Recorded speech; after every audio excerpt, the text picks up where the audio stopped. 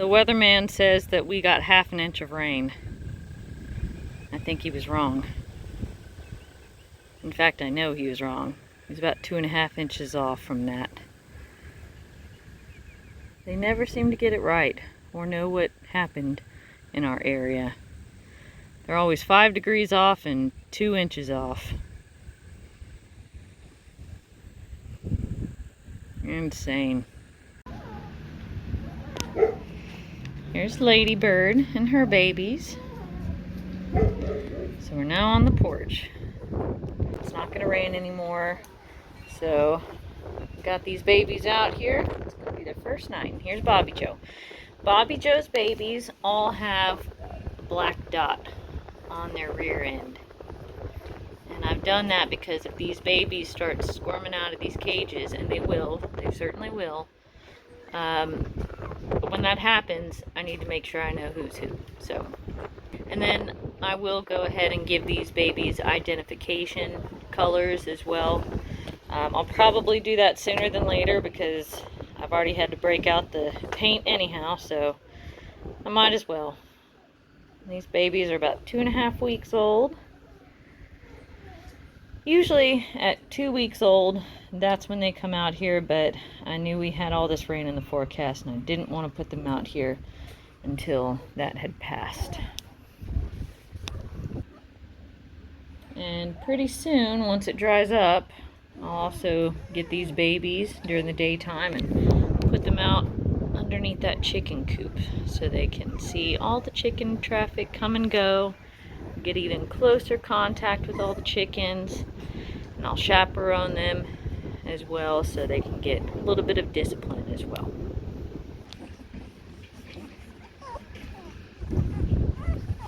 Got a couple monster-sized puppies. And then a few smaller ones. It's natural. With larger litters like this, you're going to have more variation. Get in there, little one.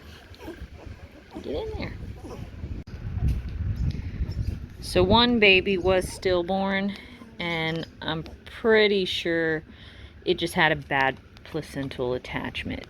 And again, larger size litters, there's less space, so greater chance for bad placental attachment. And so that baby came out stillborn. And if there could have been a rut, it would have been that one. If it had made it to outside of the womb, I don't think it would have done well in the first place. There was another puppy that also probably had bad placental attachment. It was born alive, but it just faded. And that a puppy fading like that can happen with any size litter. Not all puppies are going to be viable. And then there was a third puppy, and I'm so sad that puppy died. And that one, it got caught in the birth canal for too long. And I tried to help her get it out as quick as possible, and I just wasn't fast enough. It was a beautiful, perfectly sized puppy. It's just couldn't get it out. Couldn't get it out fast enough. So the other two that died, though, I mean, honestly, that was just nature taking its course. Bobby Joe, out of her litter, she did lose one puppy. And that puppy was actually perfectly sized, but he faded for no good reason. And when they start to do that, you know, there's some interventions you can do, but often it's just, there's something about that puppy that probably didn't develop correctly or who knows what, and it seems like no matter what you do, they just pass away anyhow. But with these little ones, even though she's little now, in many cases, your little ones in adulthood can grow up to be the same exact size as all their siblings. And perfect example is Stonewall, who I mentioned in the last video, is Ladybird's puppy, the one puppy that was born as a Naso Rosso. He was actually the smallest puppy. You could have called him the runt. And he was the smallest puppy all throughout the entire time that that litter was with me. And he shot up to be the biggest dog I've ever owned. Bigger than all my dogs. I mean, he's huge. He's a beautiful big dog. So again, just goes to show when they're little at this stage, that doesn't mean they're always going to be little in their adult stage.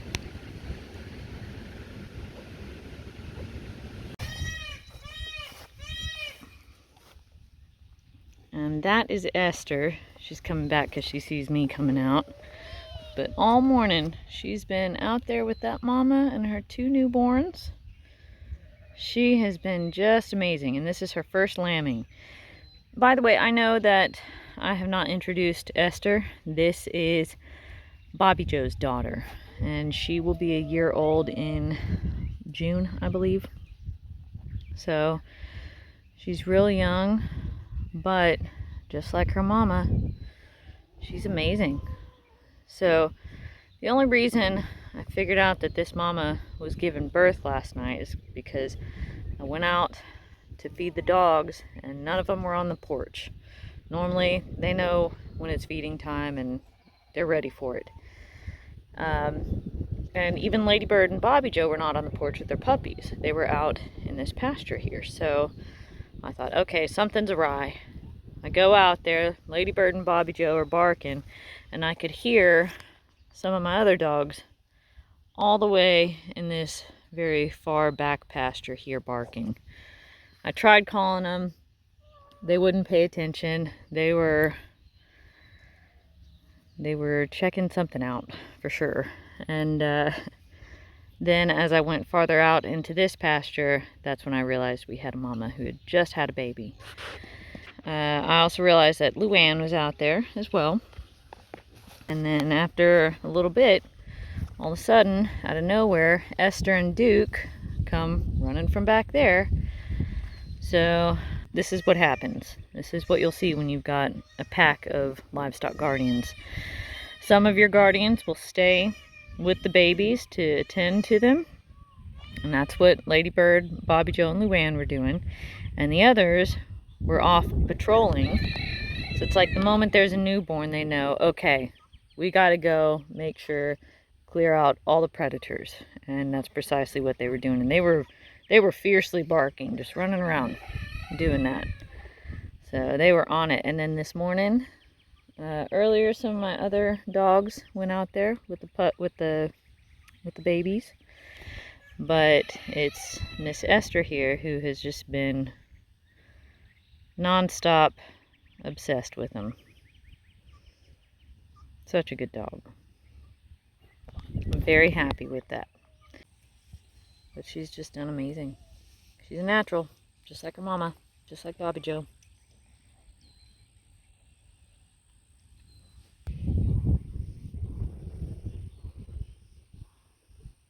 Gorgeous.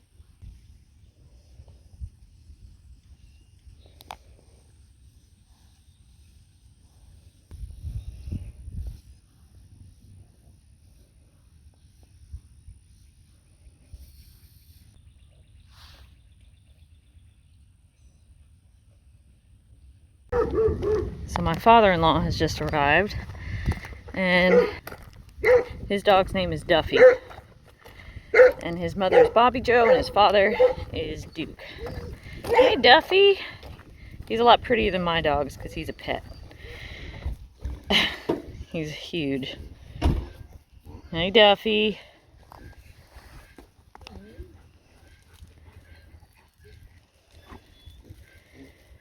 Hey, Duffy. Peeing on everything? Yes. Hey, man.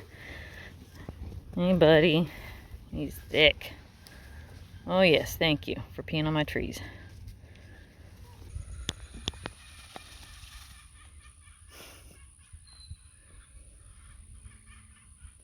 And he's the most curious peacock we've got.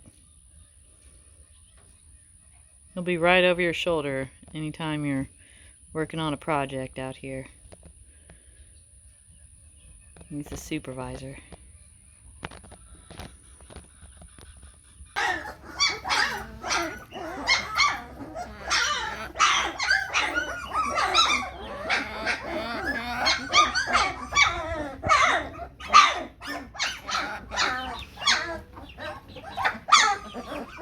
Here's Bobby Joe's babies.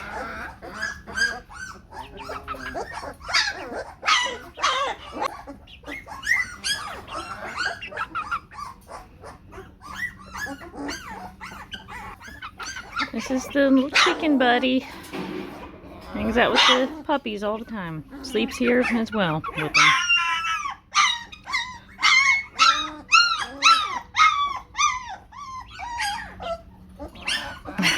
So dramatic. We're gonna have to give you a name. You're funny.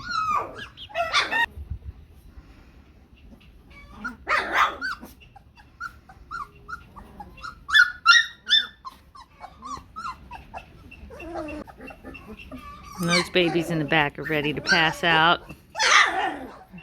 You three are ready to take on the world.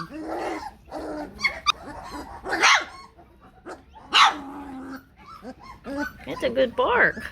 Let's see. You little boy or girl? That's a boy. That's a boy.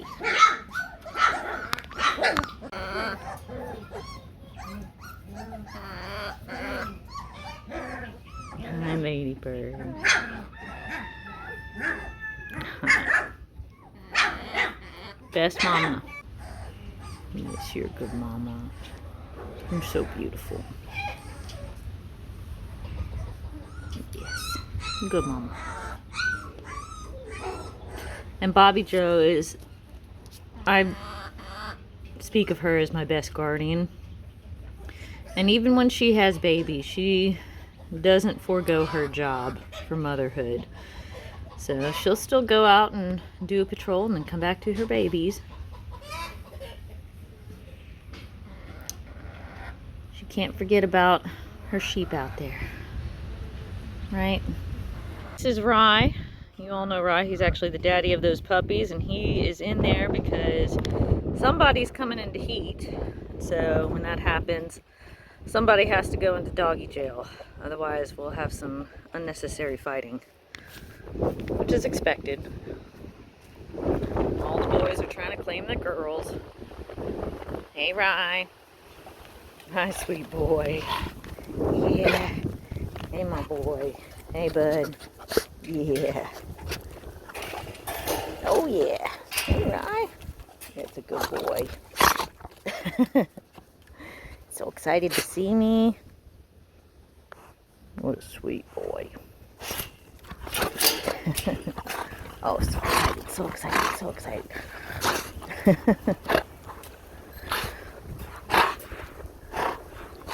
Yeah. Hey, Biscuit. Hi, little Biscuit. Hi, sweet boy. Hi, sweet little Biscuit. And those two are over there squabbling amongst each other. And this guy just gave me his belly, as usual, right? So this is Butter. Butter's the smallest. I mean, technically he's the smallest, but he's a baby.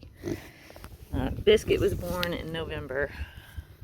But Butter here, she's a lot smaller than Maple, but Butter's the boss of everybody. Butter and Maple are not the most social pigs with each other. Maple's the least social pig. The only creatures she likes is me, my husband, and my father-in-law.